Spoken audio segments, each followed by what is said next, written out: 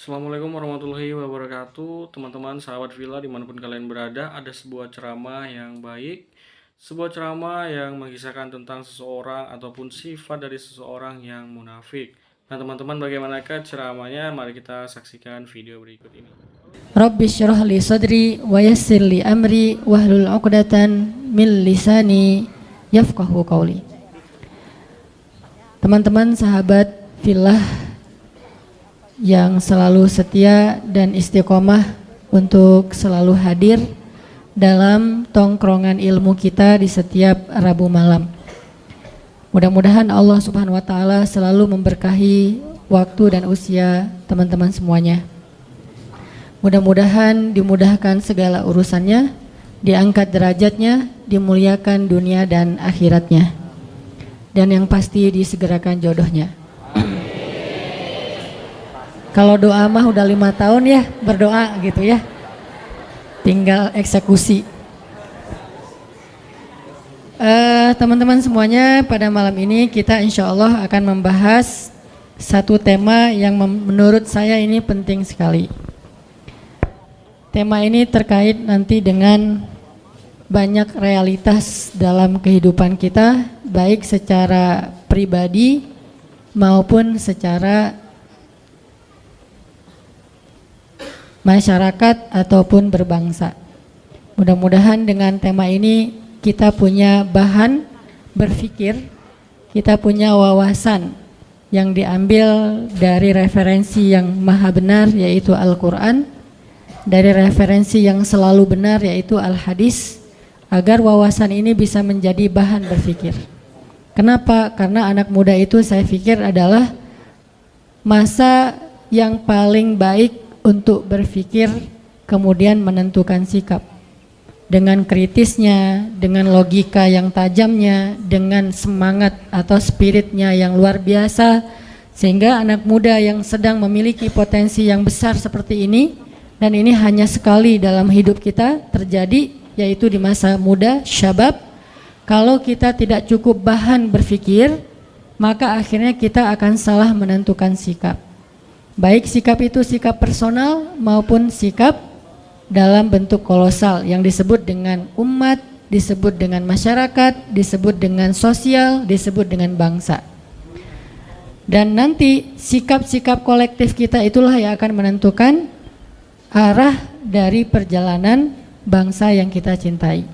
Sikap kolektif kita itulah yang akan menentukan wajah dari Indonesia ke depan. Nah, sikap kolektif ini dibangun dengan berdasarkan apa? Berdasarkan wawasan-wawasan yang menjadi bahan berpikir. Jadi sedikit demi sedikit kita mencoba, walaupun kita bukan peneliti, kita itu bukan seorang filosof, kita bukan pemikir, tetapi Allah Subhanahu wa taala mengamanahkan kepada kita akal dan hati. Untuk kita gunakan akal itu dan kita jadikan hati sebagai kompas kita dalam menentukan arah. Mudah-mudahan dengan akal, hati, spirit, walaupun kita bukan berperan sebagai seorang pemikir, mudah-mudahan pemikiran-pemikiran kita itu kalau tidak pun memberi pengaruh yang besar dalam pemikiran publik, setidaknya dia bisa menjadi penentu dari pola pikir dan sikap personal kita sebagai seorang muslim. Saya anggap ini sesuatu yang penting. Kita malam ini akan membahas tentang sifat munafik. Kenapa pembahasan tentang sifat munafik ini penting? Bukan soal menghindari sifat itu. Karena kalau menghindari sifat itu mudah-mudahan buat kita mudah. Kita nggak pengen jadi orang munafik. Ada yang bercita-cita jadi munafik? Nggak mungkin ya. Bercita-cita jadi orang yang kufur kepada Allah juga lebih, nauzubillah min dzalik. Dua-duanya bukan life goal siapapun di antara kita. Jadi tujuan kita membahas tentang sifat munafik bukan untuk sekedar terhindar dari sifat-sifat itu. Saya yakin di sini insya Allah nggak ada yang di dalam hatinya ada nifak, ada kemunafikan. Walaupun kita berusaha untuk terus menjaga diri agar terhindar dari sifat-sifat nifak atau kemunafikan. Dan kita membahas tema munafik juga bukan dalam rangka mau menjatuhkan satu orang ataupun satu golongan. Tetapi kita membahas sifat munafik, yang lebih pentingnya adalah agar kita bisa menentukan sikap. Kita bisa menentukan sikap pribadi kita, siapa yang harus kita bela dan siapa yang harus kita hindari. Karena itu penting dalam kehidupan kita pribadi dan kehidupan kita berbangsa. Siapa yang kita harus bela dan siapa yang harus kita tinggalkan. Ini dalam kaidah syariah disebut dengan al-wala dan al-bara. Pernah dengar istilah itu? Wala dan bara. Wala dan bara dalam Islam itu termasuk pembahasan prinsip. Bukan masalah-masalah furu'iyah. Furu'iyah itu masalah tambahan dalam agama. Sehingga kalau dia pun berbeda satu dengan yang lain, tidak terlalu fundamental hasilnya. Tidak membuat seseorang menjadi kafir, tidak menjadikan seseorang langsung dijudge ahli neraka, tidak menjadikan seseorang langsung dijudge sebagai orang yang sesat. Kenapa? Hanya masalah furu, masalah tambahan dalam urusan syariah. Misalnya masalah ibadah sunnah, masalah-masalah yang sering diperdebatkan oleh ulama dalam khilafiyah mazhab, itu namanya furu. Jadi kalau ulama berbeda pendapat, biasanya itu furu. Karena ulama tidak berbeda pendapat dalam urusan yang prinsip dalam agama, mereka tidak berbeda pendapat. Rata-rata kalau kita temukan ada perbedaan pendapat, baik itu fikih ataupun akhlak, maka biasanya itu adalah ciri-ciri permasalahan itu termasuk permasalahan furu'iyah, tambahan, cabang, bukan akarnya tapi cabangnya. Kalau dalam masalah usul, usul itu bahasa Arab yang jadi bahasa Indonesia, usul. Usul itu asal, asal itu bahasa Indonesia juga asli. Karena dulu saya ngajar bahasa Arab dan saya ketika ngajar bahasa Arab bukan ngajar grammar, tapi mencoba untuk ngajarin vocab Arab yang banyak hubungannya dengan bahasa kita, biar nggak terlalu susah menghafal. Ternyata 90% dari bahasa Indonesia itu memang diserap dari bahasa Arab. Dan itu kenyataan yang nggak bisa kita pungkiri, bahwa dalam pembentukan bahasa nasional kita itu ada banyak sumbangsih para ulama, karena dia terserap dari bahasa Arab. Jadi asalnya asal atau asal, asli, asli, usul, usul, ya semuanya bahasa Indonesia yang diambil dari bahasa Arab. Jadi asalnya sesuatu itu namanya akar. Furu, cabangnya sesuatu yang tumbuh dari akar. Nah biasanya ulama kalau berbeda pendapat dalam sesuatu pasti itu furu'iyah. Sehingga kalau kita mendengar ada pendapat yang satu mengatakan A, yang satu mengatakan B, berarti itu masalah furu'iyah dan kita nggak perlu ribut dalam masalah itu. Kalau masih ada yang ribut dalam masalah furu'iyah, maka dia terjebak ke dalam sebuah sikap agama yang dikenal dengan istilah takalluf. Apa itu takalluf? Takalluf itu berlebih-lebihan. Mungkin bahasa yang sedang lagi ngetren sekarang radikal. Apa itu radikal? Terlalu membesar-besarkan sesuatu yang sebetulnya kecil. Itu makna radikal dalam konteks agama kita, yaitu takalluf, melebih-lebihkan. Sesuatu yang masih bisa ditolerir tapi dibahas setiap hari. Seolah-olah itu menjadi prinsip agama. Seolah-olah yang melanggar itu langsung masuk neraka besoknya. Seolah-olah dia itu di neraka yang paling dalam. Seolah-olah dia yang paling celaka di muka bumi. Nah ini namanya takalluf. Nah, ini radikal yang sebenarnya. Terlalu takalluf dalam urusan furu, dalam urusan mazhab. Sehingga sikap kita dalam perbedaan mazhab adalah respect, no judgment, menghargai pendapat yang berbeda. Jadi malam ini kita akan membahas salah satu yang usul, yaitu masalah kemunafikan. Ini yang pertama sekali Allah ceritakan di Al-Quran ketika Allah membuka surat Al-Baqarah. Walaupun surat Al-Baqarah itu turunnya belakangan, tetapi ditaruhnya di depan, langsung setelah Ummul Kitab. Seolah-olah Al-Baqarah itu anak pertama. Karena Al-Fatihah ibunya kan? Ibunya Al-Kitab. Maka anak pertamanya Al-Baqarah, anak sulung nih. Dan yang paling panjang di Al-Quran.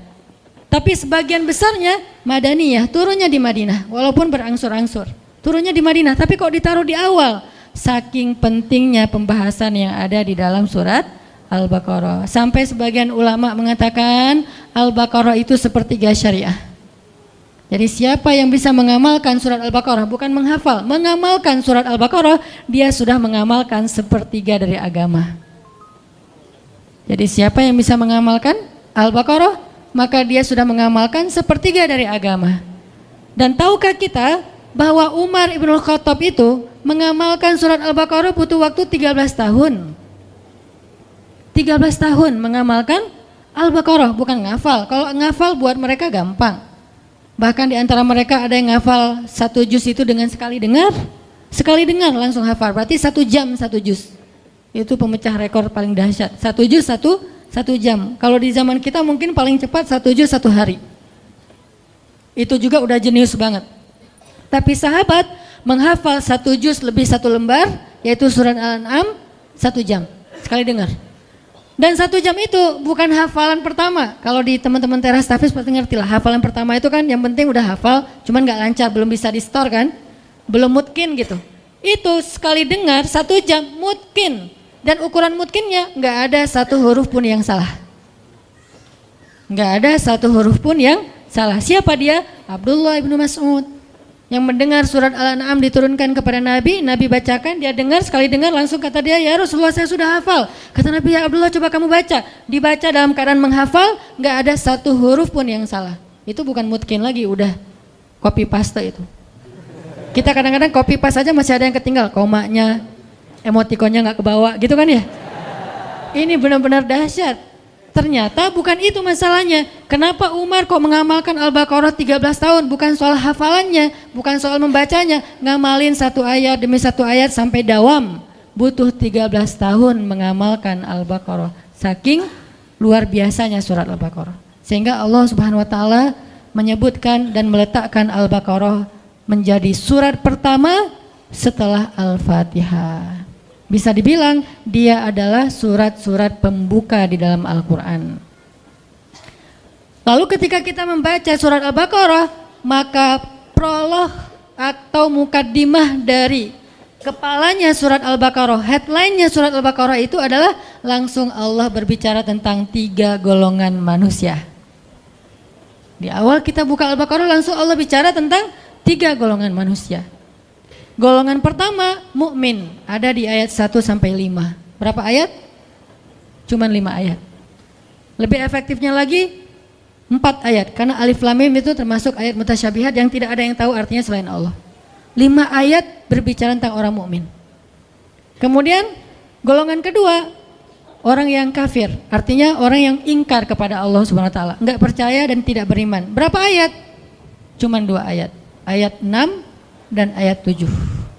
Beres itu Allah bicara tentang orang munafik dari ayat 8 sampai ayat 16.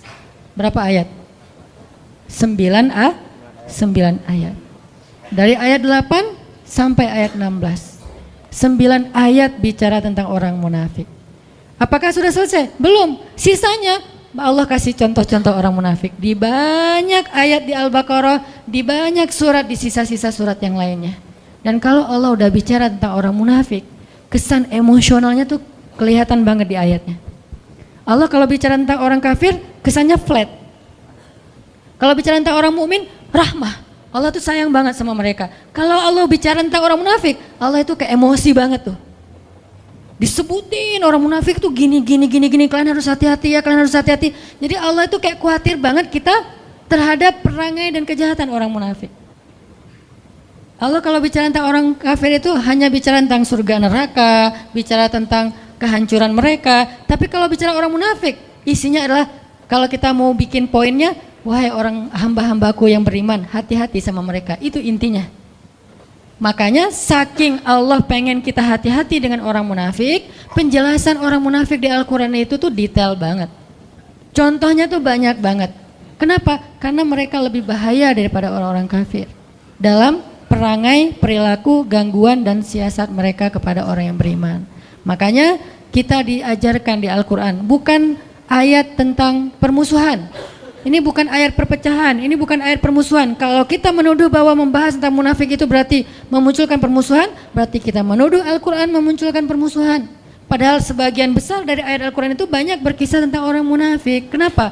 Biar kita hati-hati. Biar kita menghindar, jangan sampai kita masuk golongan ini. Kenapa? Orang kafir itu masuk neraka, orang munafik jadi kayu bakarnya neraka. Innal munafiqina fid darkil asfal. Asfal itu bahasa Arab yang jadi bahasa Sunda, aspal. Karena orang Sunda nggak bisa, siapa bilang itu fitnah ya. Jadi asfal, tempat paling bawah yang diinjak-injak, bahasa kitanya aspal. Masa bisa aja sih Ustadz? Benar. Jadi asfali minan nar, aspalnya neraka. Maksud aspalnya neraka, dasarnya neraka, yang paling bawah. Udah nggak ada lagi, di bawahnya apa? Gorong-gorong atau apa? Enggak, udah. Paling bawah itu adalah aspal udah. Berarti yang disebut dengan aspal, bahan bakarnya, kayu bakarnya dibuat dari bukan kayu bakar, batu. Karena bahan bakar api neraka itu adalah batu. Waquduhan nasu wal hijarah. Bahan bakarnya adalah manusia dan batu. Manusia yang dimaksud di dalam ayat ini siapa? Innal munafiqina fid darkil asfali minan nar, na'udzubillahi min dzalik. Ini sehingga tanpa kita sadari mungkin kita nggak termasuk orang munafik, tapi begitu kita berwala kepada orang munafik, membela orang munafik, berpihak sama orang munafik, mendukung kegiatan-kegiatan kemunafikan, maka kita masuk dalam golongan itu. Dan ini yang bahaya nih. Bukannya kita menjadi munafik, kita tetap sholat, tapi kita mendukung kemunafikan. Kita tetap puasa, tetapi kita membela kemunafikan. Kita tetap bayar zakat, tetapi kita berpihak kepada kemunafikan. Ini bahaya nih. Karena sholat, puasa, dan zakat kita adalah ritual, tetapi wala dan barok kita justru kepada musuh-musuh Allah Subhanahu wa taala. Jadi pembahasan kita pada malam ini bukan dalam rangka memecah belah, bukan dalam rangka menghasut, tetapi dalam rangka kita belajar dari Al-Quran agar kita terhindar. Siapa yang merasa dirinya mirip dengan ayat-ayat yang disebutkan, maka tubu ilallah, bertaubatlah segera.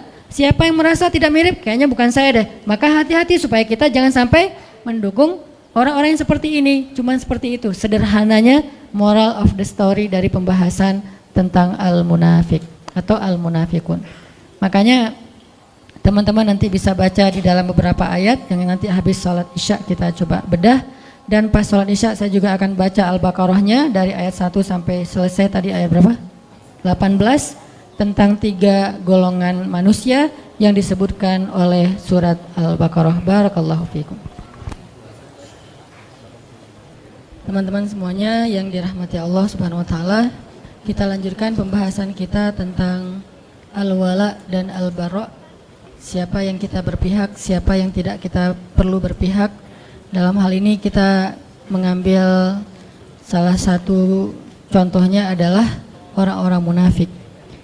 Jadi dalam konteks Islam kita nggak boleh berpihak kepada orang munafik. Tapi kalau kita kasihan kepada dia secara manusiawi, itu sangat boleh, bukan hanya boleh, harus. Jadi kita harus bedakan mana sifat kita sebagai sesama manusia, mana sikap kita dalam urusan agama, itu beda.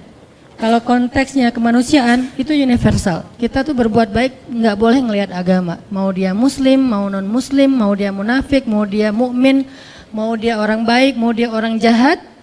Kita kalau dalam urusan kemanusiaan maka hak dan kewajibannya sama. Ketika kita ngelihat misalnya ada mantan perampok yang belum bertaubat, berarti bukan mantan ya, perampok lah ya, belum bertaubat, atau penjahat belum bertaubat. Kemudian dia sakit yang parah, terus tergeletak di jalan, nggak ada yang mau menolong dia. Lalu kita lewat dan kita mampu menolong kita, maka di dalam konteks ini kita wajib untuk menolong dia. Terserah dia seorang penjahat, dia seorang ahli maksiat, bahkan dia orang yang musyrik kepada Allah, orang yang tidak beriman kepada Allah. Karena konteksnya di sini adalah konteks kemanusiaan, nggak ngelihat agama, apalagi ngelihat negara ya. Agama aja nggak boleh jadi sekat kalau dalam konteks kemanusiaan, apalagi negara. Jadi kalau kita bicara Palestina, Suriah, mentang-mentang di sana mayoritasnya Muslim terus jadi nggak ditolong? Enggak. Jadi agama aja bukan masalah, apalagi negara. Mentang-mentang mereka bukan orang Indonesia, jadi bukan tanggung jawab kita. Enggak, kalau dalam konteks kemanusiaan, bahkan kalau dia adalah orang Yahudi sekalipun, atau dia orang pagan sekalipun yang menyembah batu ataupun kayu atau menyembah patung, kalau dia adalah terzolimi, maka tugas kita adalah menolong dia dengan apapun yang kita bisa. Makanya kemarin ada salah satu pasien kanker di Bandung, beliau kebenaran non-muslim. Bukan salah satu, ada beberapa orang non-muslim, pasien kanker dan kurang mampu. Kebenaran karena istri megang beberapa proyek sosial untuk pasien kanker yang kurang mampu, akhirnya kita ambil pasien ini, kita coba audiensi, asistensi ke dokter sampai beres pengobatannya, operasinya. Yang satu meninggal, yang satu alhamdulillah bisa survive. Dan kita nggak mempertanyakan, wah ini kayaknya non muslim nggak usah ditolong, kayaknya kalau ditolong nggak ada pahala. Pahalanya sama, mau dia muslim mau non muslim, pahala menolong dia adalah sama karena dia manusia dalam konteks kemanusiaan universal. Ini tidak ada perdebatan di antara ulama. Dalam konteks muamalah juga kayak gitu. Kaidahnya adalah tidak ada kezoliman. Konteks muamalah misalnya jual beli, kita bekerja di sebuah perusahaan yang di situ tuh ada muslim ada non muslim, maka ini universal dengan syarat tidak mengganggu batasan-batasan syariah agama kita. Kalau itu terganggu, maka nanti akan ada pengecualian. Misalnya kita nggak dibolehin pakai hijab di situ, pasti ada pengecualian. Misalnya kita di situ dipaksa untuk minum khamar seperti yang kerja di Jepang misalnya. Selebrasi mereka itu minum sake misalnya. Kalau kita nggak minum, maka kita dimarahi atau dipecat. Di sini ada pengecualian. Tapi kalau tidak membatasi atau mengganggu batasan syariat, maka tidak masalah kita bermuamalah dengan siapapun, bahkan kepada orang yang tidak beriman sekalipun. Apalagi kemanusiaan. Tapi kalau dalam konteks sikap agama, nah ini lebih spesifik lagi. Di situ beda antara mukmin, kafir, munafik, beda. Kafir juga ada dua, ada yang harbi, ada yang zimmi. Yang harbi itu yang memerangi kita, yang zimmi dia tidak memerangi kita, maka kita boleh berbuat baik kepada dia. Namanya non muslim. Yang tidak memerangi kita. Kalau yang memerangi kita dalam Al-Quran disebut kuffar. Kalau yang tidak memerangi, mereka tidak dipanggil dengan bahasa orang kafirun, tetapi mereka disebut dengan orang Yahudi, orang Nasrani, orang musyrikun dan seterusnya.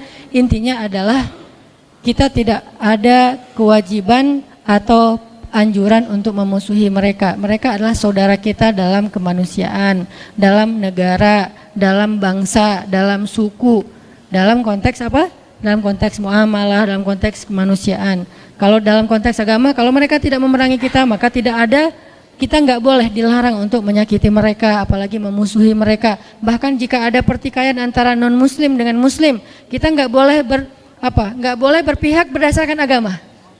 Ada pertikaian nih dalam urusan muamalah, urusan dagang kah, urusan jual beli kah, jual beli tanah, jual beli rumah, jual beli mobil dan seterusnya. Ada masalah nih, termasuk masalah misalnya kayak masalah pekerjaan, masalah muamalah. Kalau misalnya ada pertikaian di antara mereka, nggak boleh kita berpihak karena dasarnya agama. Nih saudara saya muslim, saya belain dia. Belum tentu dia benar, bisa jadi dia yang salah. Maka di situ konteksnya adalah adil. Nggak boleh gara-gara kita beda agama terus kita bersikap zolim. Kalau dia beda agama dengan kita tapi dia konteksnya di situ korban, maka kita harus membela dia, bahkan terhadap saudara kita yang sama-sama muslim, kalau ternyata saudara yang muslim itu adalah justru yang zalim. Jadi inilah konsep adilnya Islam. Dan di sini kita juga belajar tentang bab wala dan barok dalam contoh-contoh yang sederhana. Jadi nggak boleh mentang-mentang pokoknya belain aja yang namanya muslim, kita harus bela. Enggak. Unsur akhaka zaliman au mazluman. Tolonglah saudara kamu dalam keadaan zalim atau terzolimi. Ini maksudnya apa nih? Kan kita harus nolongin saudara kita Ustaz, walaupun dia zalim. Menolong saudara kita yang zalim artinya hindarkan dia dari kezaliman. Kalau dia udah terlanjur melakukan kezaliman, maka tegakkanlah keadilan. Wa'adilu huwa aqrabu littaqwa. Bersikap adillah karena dia yang paling dekat kepada ketakwaan. Bahkan kepada orang yang kita benci kita harus bersifat adil, fair bahasa sederhananya. Kayak gimana? Kita nggak suka dengan satu kelompok. Apakah dasarnya agama, dasarnya golongan, dasarnya emosional pribadi? Nggak suka aja dengan satu kelompok. Kan ada yang suka gitu ya? Satu grup WhatsApp nggak suka kepada grup WhatsApp yang lain. Namanya grup sebelah. Terus gara-gara kita nggak suka, kita bersikap nggak fair, ini bukan sifat muslim. Kenapa? Allah berfirman, wala yajrimannakum syana'anu qaumin ala alla ta'dilu i'dilu huwa aqrabu littaqwa. Janganlah kebencian kalian kepada satu grup WhatsApp. Ini terjemahan apa? Ini contohnya. Janganlah kebencian kalian kepada satu kelompok, satu golongan, satu grup membuat kalian bersikap tidak adil kepada mereka.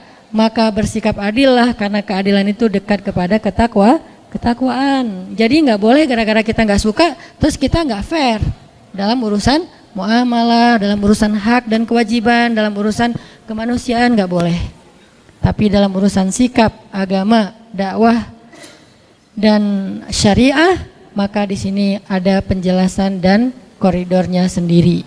Yang akan kita bahas hari ini adalah sikap kita yang berkaitan dengan pembelaan kita terhadap agama, menegakkan agama Allah Subhanahu wa taala. Dan hal yang perlu kita pahami yang akhir-akhir ini mulai agak dikhawatirkan, ditakut-takuti sehingga kita jadi resah.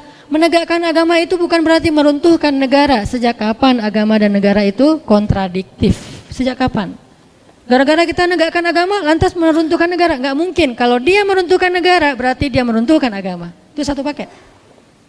Kalau dia meruntuhkan negara, memecah belah negara berarti dia memecah belah umat, memecah belah agama, meruntuhkan agama. Sama itu. Dan kalau dia menegakkan agama, maka dia menegakkan negara. Karena satu paket, nggak bisa dipisahkan. Siapa yang berbuat rusak di muka bumi, maka dia telah melanggar ayat Allah Subhanahu wa taala, yufsiduna fil ard. Mereka merusak di muka bumi, walakin la yash'urun. Cuman mereka nggak ngerasa.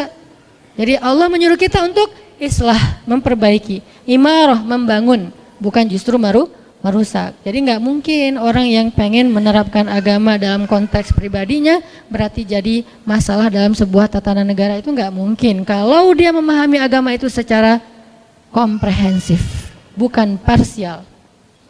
Tapi kalau dia memahami agama secara parsial, mungkin aja. Maka solusinya adalah apa? Pelajari agama secara lebih dalam, bukan dihindarkan dari belajar agama ya. Kalau kita dilarang untuk belajar agama, berarti kita dibiarkan untuk awam tentang kebenaran. Ketika kita nggak ngerti tentang konsep kebenaran, maka kita akan bisa saja menjadi masalah dalam sebuah lingkungan, masyarakat dan bangsa. Justru kita nggak mau itu terjadi. Belajarlah agama supaya punya konsep kebenaran. Dan konsep kebenaran agama, apalagi Islam, adalah konsep yang sangat rahmatan lil alamin. Lalu apa yang membuat orang takut belajar Islam? Kalau setelah belajar Islam dia menjadi rahmah bagi alam semesta. Sekarang kita buat program dakwah lingkungan, yaitu dengan less waste. Itu adalah syariat Islam. Jangan berpikir less waste itu hanya masalah isu lingkungan, isu climate change dan segala macam. Bukan, ini bukan masalah lingkungan, bukan masalah alam, bukan masalah ozon. Ini masalah agama. Sehingga ketika ini saya coba presentasikan kepada para ustadz-ustadz bangun negeri, mereka semuanya sepakat ini tuh masalah agama. Lalu saya tanya, kenapa dakwah nggak pernah mengangkat isu ini? Oh ya, kita baru ngeh sekarang. Ya udah yuk kita angkat isu ini, isu lingkungan. Biar orang lihat Islam itu bukan cuma narasi ibadah. Islam itu bukan cuma sholat 5 waktu, walaupun itu wajib dan tidak ada perdebatan tentangnya. Tetapi dia belum komprehensif, dia masih parsial. Terlalu zoom in-nya kedekatan. Coba zoom out lagi deh. Ketika kita zoom out tentang Islam, kita akan melihat hal-hal yang lain yang luar biasa tentang Islam. Makanya kalau kita pengen menjadi solusi bagi bangsa, pengen jadi kebaikan bagi bangsa, bahkan bagi manusia, bahkan bagi alam semesta, maka belajarlah agama. Makanya kita perlu belajar tentang sifat munafik agar kita tidak terjebak di dalam sifat ini. Saya nggak tahu, mungkin suatu saat di antara teman-teman yang hadir sekarang akan jadi pejabatkah suatu hari nanti? Akan jadi seorang penguasa kah? Mungkin di sini ada yang calon presiden tahun 2000 sekian yang kita nggak tahu ya. Tiba-tiba presiden 2050. Ustadz saya dulu mah jamaah latif. Wah, masya Allah ya. Kan kita nggak ngerti kan. Jadi ketika nanti antum diberikan amanah kekuasaan oleh Allah, baik itu dalam bentuk jabatan maupun dalam bentuk eksistensi di tengah-tengah masyarakat, public figure, maka kita jangan sampai tanpa sadar terjebak mengambil sikap orang munafik, dan itu bahaya banget.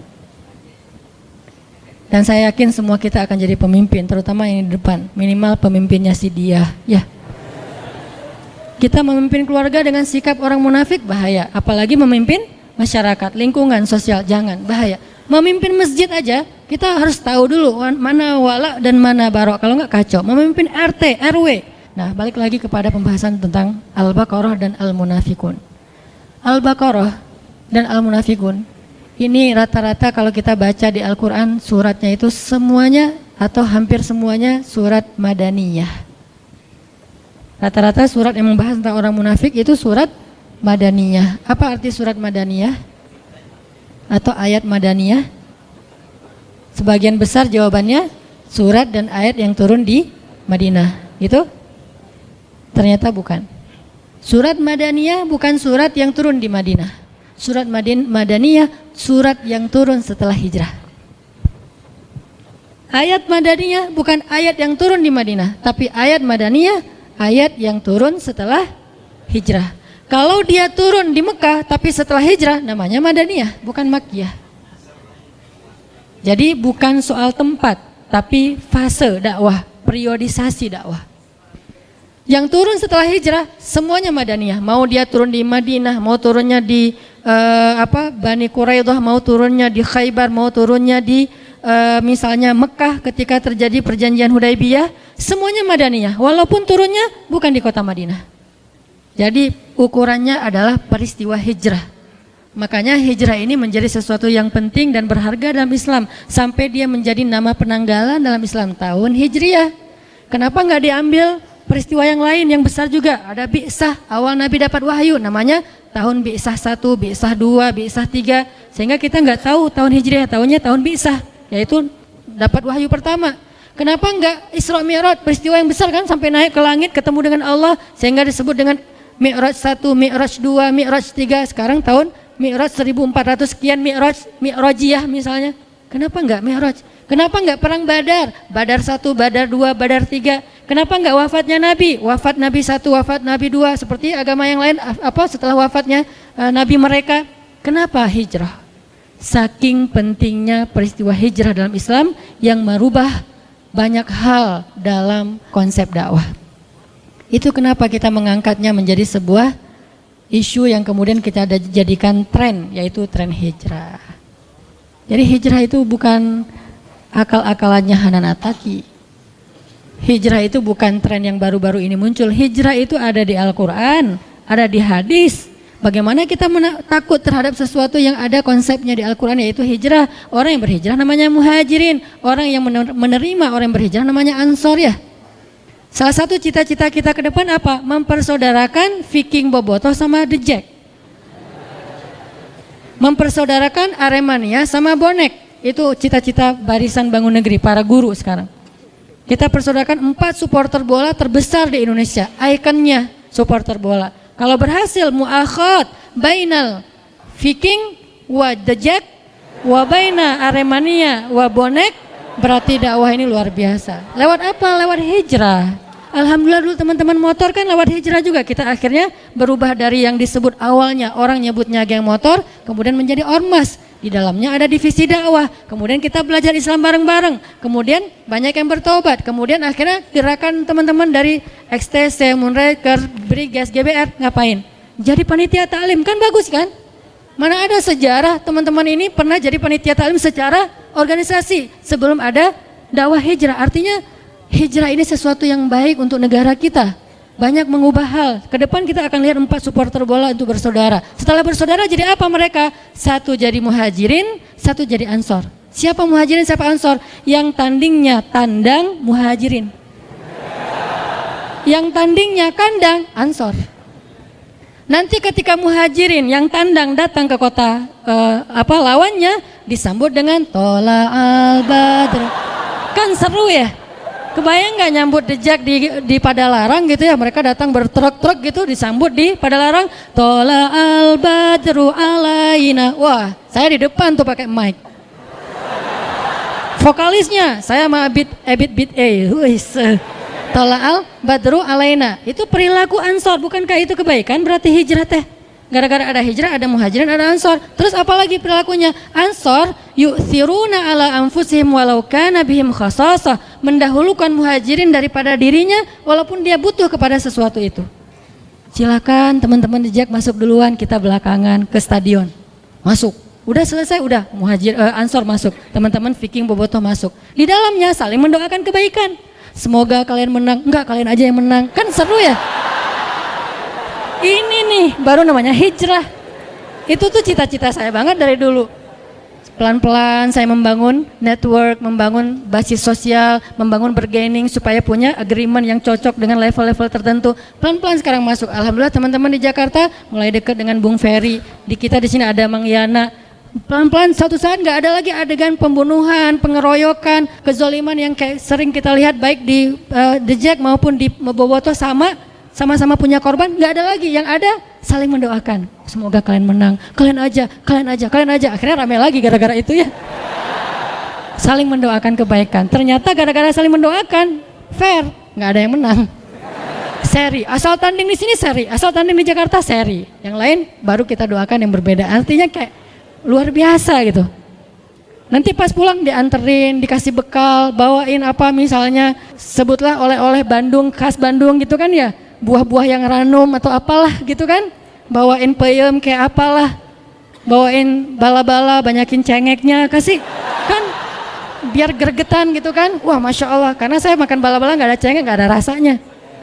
Pas kita ke Jakarta dibawain apa, ondel-ondel atau apalah sama teman-teman. Ini semuanya adalah karena hijrah. Itu tuh goal dari program hijrah kita, bukan sekedar ngaji. Ngaji ini adalah cara kita untuk mengupgrade kapasitas spiritual dan wawasan.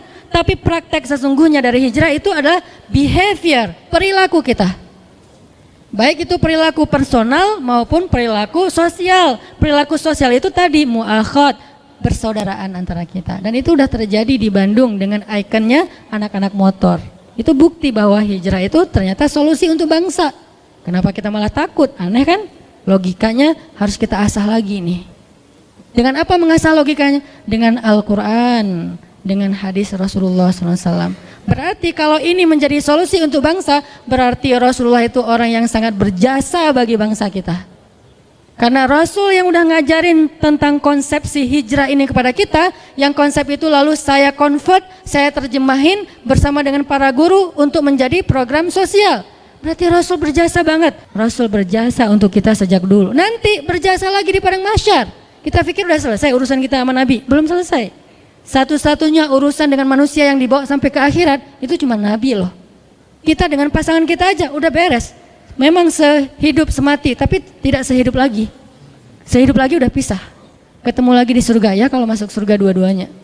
Kalau salah satu di surga yang salah satu di neraka, na'udzubillah min dzalik, maka dia akan dipasangkan lagi dengan pasangan yang sesuai dengan dia. Na'udzubil, kan gak rela banget ya, udah di neraka terus dia selingkuh gitu kan ya. Jangan sampai. Makanya kalau dua-duanya di surga, balik lagi bareng.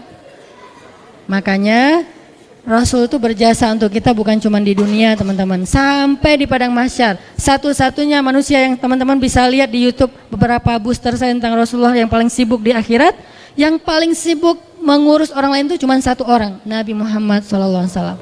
Yang lain semuanya ngurus diri sendiri. Semuanya berlaku kalimat kullum ri'im minhum yawma idzin sya'nun yughnih. Semua orang pada hari itu sibuk dengan urusannya sendiri-sendiri. Illa Rasulullah SAW yang sibuk dengan urusan umatnya.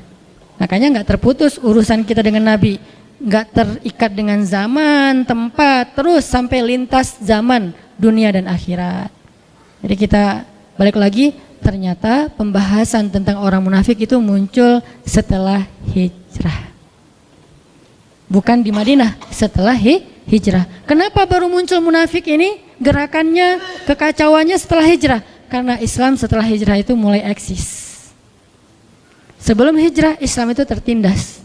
Islam itu tersembunyi. Hanya ada di beberapa golongan-golongan kecil, yaitu orang-orang yang lemah di kota Mekah. Tapi setelah hijrah, Islam itu eksis, kuat, berpengaruh. Muncullah orang-orang munafik. Muncullah ayat-ayat tentang munafik. Muncullah surat Al-Munafikun. Cari di Al-Quran itu surat apa? Madaniyah. Surat yang turun setelah hijrah. Jadi nggak heran kalau kemunafikan dalam berbagai macam bentuk-bentuknya itu muncul setelah Islam semakin eksis dan berpengaruh. Orang mulai datang ke masjid beramai-ramai. Yang dulunya kita susah banget melihat anak muda ramai di masjid seperti sekarang ya. Dulu masjid itu diramaikan oleh siapa? oleh kakek-kakek. Sekarang fenomenanya Masya Allah, setelah hijrah dalam konteks kekitaan, maka yadkhuluna fi dinillahi afwaja. Orang berbondong-bondong masuk ke dalam agama Allah. Agama di sini bisa artinya syariat, bisa artinya masjid, bisa artinya taklim. Berbondong-bondong. Baik itu kajian saya, kajian Ustaz Abu Somad, kajian Ustaz-Ustaz yang lain, semuanya ramai. Lebih ramai daripada konser. Setelah apa? Setelah hijrah. Maka dalam satu paket, begitu hijrah muncul, eksistensi Islam muncul, muncullah kemunafikan. Kenapa dia muncul? Baru dibedah oleh Al-Quran. Kemunafikan itu kenapa kok munculnya setelah hijrah? Terus perangainya kayak gimana? Itu kenapa surat-surat atau ayat kemunafikan itu rata-rata madaniyah. Pertanyaan berikutnya, kenapa kemunafikan muncul setelah hijrah dan Islam eksis? Salah satu masalahnya adalah ciri-ciri orang munafik atau golongan munafik adalah dengki. Bahasa Arabnya hasadin. Makanya ada doa min syarri hasidin idza hasad, dari kedengkian orang yang dengki. Dia dengki dengan keislaman, dia dengki dengan eksistensinya kaum muslimin. Dia dengki, dia nggak suka. Bahasa lainnya selain hasad apa? Ghillan. Makanya di dalam Al-Quran Allah mengajarkan kita juga doa, wala taj'al fi qulubina ghillal lilladzina amanu. Ya Allah, jangan jadikan di dalam hati kami rasa dengki kepada sesama orang beriman. Jadi kalau kita dengki kepada kelompok-kelompok kaum muslimin gara-gara dia lebih eksis, maka jangan-jangan di dalam hati kita ada kemunafikan, wal iyadzubillah. Kalau kemunafikan itu baru di hati aja, maka ini masih munafik kecil. Kalau kemunafikan itu kemudian berbentuk cara kita, sikap kita menghalang-halangi kebaikan dan dakwah, berarti sudah masuk kemunafikan besar. Dan itu berlakulah ayat innal munafiqina fid darkil asfali minan nar, nauzubillah. Kalau kemunafikannya masih dalam hati, masih kemunafikan kecil. Saya nggak suka ngeliat kajian itu ramai. Saya nggak suka ngeliat masjid kok ramai sekali. Berarti dia dalam hati doang. Kalau dia lalu dengan kedengkian itu kemudian membuat sebuah penghalang agar orang tidak lagi bisa meramaikan masjid, dia halang-halangi, dia fitnah, dia pecah belah, berarti sudah dengkinya, kemunafikan yang besar. Dan kalau sudah kemunafikan yang besar, bahasanya Allah di surat Al-Munafikun apa? Humul aduwu fahzarhum. Mereka itu musuh dan hati-hatilah kalian terhadap mereka. Sekarang kita tinggal ngelihat diri kita masing-masing. Apakah kita dengki terhadap kelompok sesama kaum muslimin? Taklimnya rame, taklim yang di sana rame, kajian yang di sana rame, festival yang itu kok rame banget, berbondong-bondong orang datang. Ada 1, 2, dan 3 sekarang, iya. Masjid di sana kok ramai dengan anak muda, masjid di sana ramai dengan ibu-ibu taklim, yang di sana ramai dengan bapak-bapak atau kakek-kakek, masing-masing punya segmentasi yang berbeda-beda ya. Kajiannya berbeda-beda juga. Masjid di sana tuh kajiannya rutin, masjid di sana tuh hari Ahad, namanya jihad, pengajian hari Ahad, bebas. Kalau kita dengki ngelihat masjid ramai, berarti dalam diri kita udah ada ayatul munafik. Salah satu ciri kemunafikan, hati-hati. Kalau kita nggak suka ngelihat masjid ramai. Tapi kalau kita melihat bukan ke masjid ramainya, lebih ke urusan teknis, maka cari solusi, jangan dihalangi. Cara solusinya gimana? Ya udah batasi pesertanya, jangan rame-rame. Karena kenapa? Karena nggak memadai misalnya tempatnya. Atau carikan, yuk kita sama-sama dukung. Karena masjidnya udah ramai, parkir nggak ada. Ya udah, siapa yang mau meminjamkan lapangannya untuk parkir? Nanti berlaku di situ ayat wa ta'awanu 'alal birri wat taqwa, saling menolong dalam kebaikan dan ketakwaan. Itu lebih bagus lagi. In tansurullaha yansurkum, kalau kamu tolong agama Allah, Allah tolong kamu. Tijarah dengan Allah, dengan hartanya dan dirinya. Itu yang harusnya kita lakukan. Ngelihat masjid ramai, Al-Latif sekarang ramai nih. Aduh, membludak, parkir susah.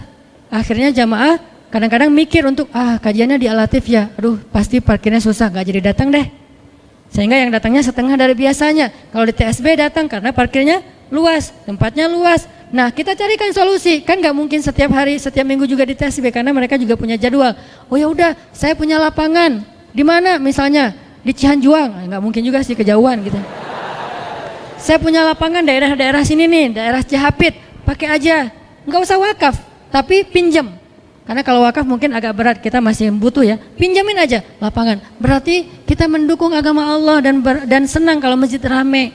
Kita sumbang apa yang kita bisa sumbang? Makanan kek, atau apa aja biar nyaman jamaahnya. Berarti insya Allah di dalam hati kita itu ada iman. Kenapa? Hanya orang yang beriman yang senang melihat masjid itu makmur. Innama ya'muru masajidallah man aman. Sesungguhnya yang memakmurkan masjid Allah dan senang dengan makmurnya masjid man amana billah, orang yang beriman kepada Allah. Tapi kalau kita dengki dengan dakwah, dengki dengan taklim, dengki dengan kajian, dengki dengan public figure yang bisa membawa banyak massa, crowd event, dengki dengan masjid yang semakin ramai, berarti jangan-jangan fi qulubihim marad, di hati mereka ada penyakit. Kalau penyakit itu enggak segera kita obati dengan istighfar dan taubat, maka Allah mengancam dengan kalimat fazadahumullahu marada. Allah tambahkan lagi itu penyakitnya sehingga dia semakin jauh dari Allah. Salah satu ciri kemunafikan dengki, enggak suka. Karena kedengkian itulah mereka suka mencela, suka menghina. Wa idza laqul ladzina amanu qalu amanna wa idza khalau ila syayatinihim qalu inna ma'akum innama nahnu mustahzi'un. Suka membicarakan orang yang beriman di belakang mereka.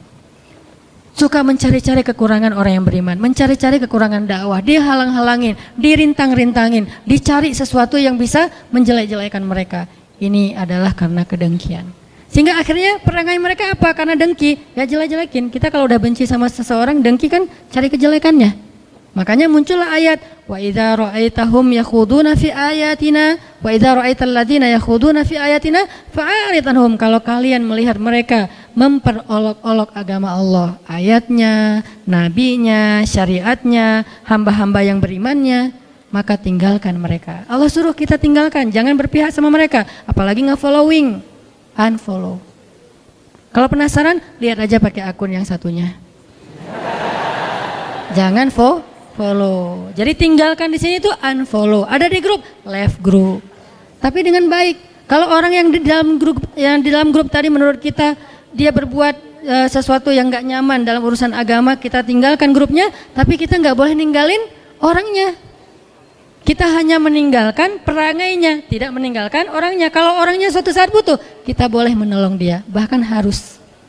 Jangan mentang-mentang dia pernah menghina agama Allah, terus kalau dia butuh kita nggak nolongin dia, enggak, tetap kita tolongin kalau kita mampu. Siapa yang menolong? Yang paling dekat dengan dia hubungannya. Al-aqrab summal aqrab. Adil ya, fair ya. Dalam urusan kesalahannya kita nggak mau ikutan. Tapi dalam urusan kebutuhan manusiawinya kita akan menolong dia. Itu fair banget. Itulah rahmatan lil alamin. Itu Islam. Bukan ditinggalkan sama sekali. Itu ekstremis. Bukan juga berpihak banget sama dia. Itu namanya cari muka. Atau dia labil nggak punya sikap. Islam itu wasaton, tengah-tengah. Arti tengah-tengah bukan labil. Dia dalam satu hal bersikap tegas, di sifat yang dalam hal yang lain dia bersikap penuh dengan kasih sayang. Satu, dengki, penyakitnya. Dua, penyakit munafik adalah sombong. Penyakit hatinya orang munafik adalah sombong. Memandang orang-orang yang beribadah kepada Allah, memandang orang-orang yang taat kepada Allah itu rendah. Dianggap mereka orang yang rendahan, sehingga mereka nggak mau gabung dengan orang-orang yang beribadah ini. Terjadi di Al-Baqarah, wa idza qila lahum aminu kama amanan nas. Kalau dibilang ke mereka, yuk kita beriman seperti orang-orang sudah pada beriman. Apa jawaban mereka? Qalu anu'minu kama amanas sufaha. Masa kami mau beriman seperti orang-orang sufaha? Apa arti sufaha? Arazil. Apa arti arazil? Rendahan. Jadi mereka menganggap rendah kepada orang lain. Menganggap orang yang gak sukses, orang yang miskin, orang yang gak educated, orang yang terbelakang, orang yang misalnya primitif, orang yang enggak modern, orang yang misalnya konservatif atau apapun lah istilah-istilahnya ini, sehingga dia selalu melihat Islam itu rendah aja. Islam ini ya kasihan, Islam ini penuh dengan masalah, Islam ini jelek, Islam ini apa? Dia selalu melihat kejelekan kaum muslimin dan merendahkan kaum muslimin. Ini karena sombong. Dan ketika kita baca di surat Al-Kahfi, ada perumpamaan yang Allah angkat dari sebuah kisah tentang dua orang laki-laki kan, yang satu diberikan harta dan diberikan pengikut yang banyak, followersnya banyak. Yang satu lagi nggak diberikan harta dan tidak diberikan pengikut yang banyak. Dia bukan selebgram. Yang selebgram ini bilang harta saya lebih banyak dan pengikut saya lebih kuat. Ternyata hasilnya apa dengan kesombongan dia? Akhirnya Allah Subhanahu wa taala membinasakan dia dengan ditenggelamkan ke dalam bumi dan dibakar hangus seluruh harta-hartanya oleh Allah Subhanahu wa taala. Ini karena sombong. Dan kesombongan adalah salah satu di antara dosa besar, sampai disebut sebagai di antara mengambil satu di antara dua kain Allah Subhanahu wa taala. Jadi kalau dalam ibadah umroh dan haji itu kita pakai ihram, ada yang bawahan, ada yang atasan seperti rida, maka kata Allah, Allah punya dua helai kain. Nah, salah satunya adalah kesombongan. Siapa yang menyombongkan diri, dia telah mengambil salah satu di antara pakaian Allah. Arti pakaian Allah itu kehormatan Allah, dan itu nggak boleh diambil oleh makhluk. Hanya Allah yang boleh sombong. Makanya al-mutakabbir cuma Allah. Kita nggak boleh. Sehingga siapapun yang di dalam hatinya ada mithqala dzarrah, sekecil zarrah kesombongan, la yadkhulul jannah, tidak akan masuk surga. Hati-hati dengan sifat sombong. Mungkin kita merasa bahwa kita lebih luas pandangan atau wawasannya karena kita kuliah di luar negeri. Boleh, tapi jangan memandang orang lain rendah. Kita boleh banyak baca buku-buku ilmiah, filsafat segala macam, boleh, tapi jangan memandang orang lain itu bodoh, cuman kita doang yang pintar sendiri, nggak bisa.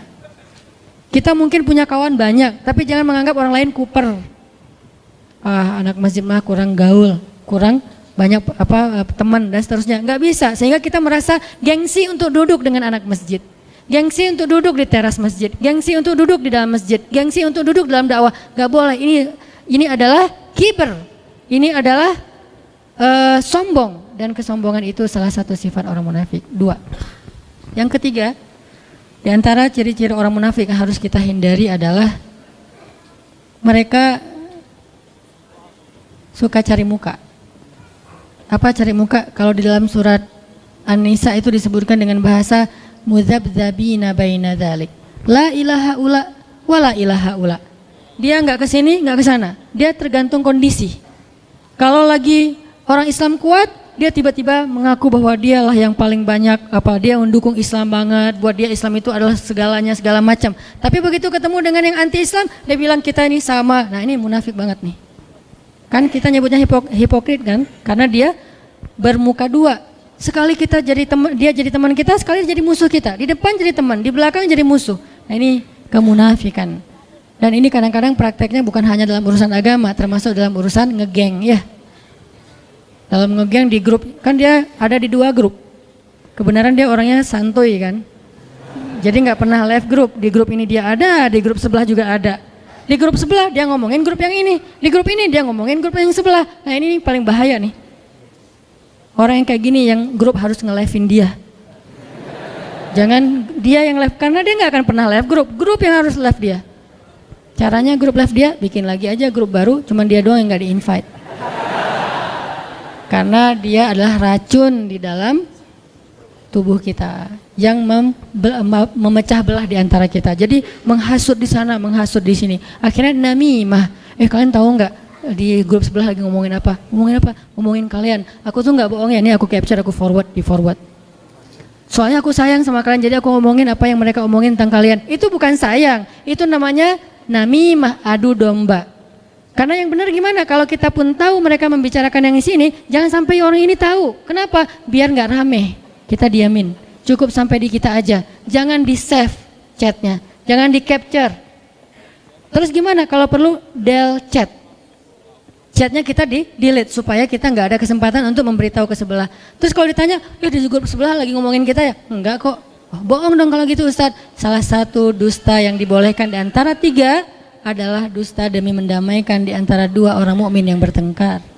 Tapi niatnya mendamaikan ya, bukan cari keuntungan. Ada 3 kan dusta yang dibolehin. 1, dusta dalam perang. Masa perang kita jujur? Kami itu pasukannya jumlahnya sekian, strateginya ini. Jadi kalian siap-siap ya, nanti kita ketemu ya. Di mana ketemunya? Sherlock dong. Nah, ini perang atau janjiannya? Dalam perang, kata Nabi, al-harbu khida. Perang itu tipu muslihat. Jadi kalau dalam peperangan orang berbohong, menipu musuh, itu sesuatu yang dibolehkan. Emang harusnya kayak gitu. Masa mau jujur, saya orangnya nggak bisa bohong. Kalian mau nanya apa? Nggak bisa bohong. 2, mendamaikan di antara mukmin yang bertengkar ya, bukan mukmin yang lagi baik-baik aja terus kita bohong, enggak, lagi bertengkar. Yang ketiga, berdusta untuk masa lalu terhadap pasangan halal. Dengan niat mau bertaubat dan melupakan, bukan modus pengen balikan. Ketemu di reuni, buka puasa bersama. Pasangan kita nanya pas pulang, kenapa sih dia tadi ngeliatin kamu terus? Biasa, mantan pacar. 10 tahun loh kita pacaran, Pak. Itu nggak boleh. Aku kan orangnya jujur, Pak, nggak ada yang ditutup-tutupin. Nggak boleh, itu jujur yang membinasakan. Jujur yang berdosa, nggak boleh jujur. Terus gimana? Enggak, mungkin dia kayak lagi pangkling aja ngeliat kok aku udah nggak pakai kacamata misalnya atau apalah ya. Bilang apa aja, tapi dengan niat kita nggak akan balikan, bukan jadi modus. Kalau modus, innallaha alimun bidzatis sudur. Allah lebih tahu isi hati. Nah, orang munafik itu suka mencari muka. Sekali ngomongnya A, sekali ngomongnya Z. Pertama dia menghina kita, tapi di sisi lain dia memuji kita. Ini maunya apa sebetulnya? Nah, ini nih nggak bisa dipegang orang kayak gini. Dia harus jelas keberpihakannya kemana, tapi dia nggak perlu mencela siapapun. Saya jelas keberpihakan saya, tapi saya nggak suka mencela dan saya nggak suka terlibat dalam debat di sosial media. Jarang teman-teman ngelihat saya berdebat di sosial media. Kenapa? Buat saya perdebatan di sosial media itu tidak produktif, kecuali argumentatif ya. Karena ada juga perdebatan yang argumentatif, dia menjelaskan gagasan, oke itu bagus. Tapi kalau perdebatannya bentuknya saling membuli, ngapain? Sesama mukmin kita membuli.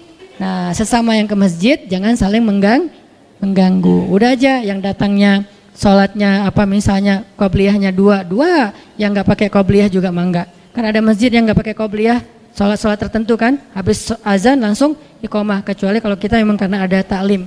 Ada juga yang walaupun bukan rawatib dia nunggu orang supaya nanti bisa iqomah udah penuh jamaahnya. Ini mazhab. Dia bermuka dua, yudzabzabina baina dzalik. Yang keempat, di antara ciri orang munafik itu adalah memecah belah. Wa idza qila lahum la tufsiduna fil ard qalu innama nahnu muslihun. Kalau dikasih nasihat janganlah kalian merusak di muka bumi, salah satu di antara maksud merusak adalah memecah belah. Jadi ajaran kita, narasi kita, ajakan kita, broadcast kita, postingan kita harusnya mempersatukan. Tapi kita tetap harus mengedukasi. Jangan gara-gara kita takut memecah belah terus akhirnya kita diam dan tidak mengedukasi apa-apa. Ketika kita posting tentang Suriah, tentang Rohingya, tentang Suriah, kita mengangkat sesuatu agar masyarakat aware untuk membantu. Bukan kita sedang memecah belah. Ketika kita bicara tentang negara, bukan memecah belah, tetapi agar kita semuanya aware dan care dengan negara kita. Yang membangun negara itu bukan cuma para politikus, kita rakyat juga punya hak membangun negara dengan karya. Makanya kita saling share supaya yuk kita bangun negara bareng-bareng. Dimulai dari mana? Karena kita muslim dari masjid. Tapi jangan sampai kita saling menjelekkan dan kemudian akhirnya menjudge orang lain. Yang kelima, orang munafik itu adalah ucapannya manis. Makanya Allah berfirman di surat Al-Munafikun, kalau kalian melihat penampilan mereka, kalian akan kagum karena penampilan mereka kayak orang-orang yang berpendidikan, ilmiah banget. Kemudian kalau mereka bicara, kalian akan takjub mendengar ucapan mereka. Ucapannya itu kayak yang benar gitu, kayak yang benar. Padahal mereka itu berargumen untuk menumpulkan pemahaman orang terhadap agama Allah Subhanahu Wa Taala. Jadi tidak semua orang yang pandai bicara berarti harusnya dia benar. Maka yang menjadi ukuran kebenaran dan yang salah bukan argumentasi seseorang, tetapi apa dasarnya, apa referensinya. Kalau dasar dan referensinya ayat Allah, hadis Rasulullah SAW, maka mudah-mudahan dia adalah orang yang berkata qaulan sadida, ucapan yang jujur, ucapan yang benar. Tapi kalau yang dia bicarakan itu justru bertolak belakang dengan ayat Allah, bertolak belakang kaidahnya, bukan mana ayatnya. Kadang-kadang nggak harus persis ayatnya, tetapi dia tidak bertolak belakang dengan ayat Allah, maka itu benar. Tapi kalau bertolak belakang, Allah mengatakan tutup aurat, dia bilang suruh buka. Allah mengatakan nikahlah, dia bilang jangan nikah. Nah ini bertolak belakang nih. Kalau bertolak belakang, kita jangan lihat argumennya, tapi lihat dalilnya. Bertentangan nggak dengan agama Allah? Bertentangan nggak dengan syariat? Kalau ada orang mengajak, yuk kita nikah segera mungkin, nikah muda, jangan takut nanti Allah yang kasih rezeki, karena saya udah mempraktekkan itu. Saya udah punya pengalaman dan pengalaman itu saya share. Saya menikah nggak punya modal, tapi Allah modalkan, kemudian Allah mudahkan segala urusan. Punya anak awalnya nggak punya modal, makanya bawa ke bidan karena yang paling murah. Akhirnya bidannya lagi sekolah, saya lahirin sendiri.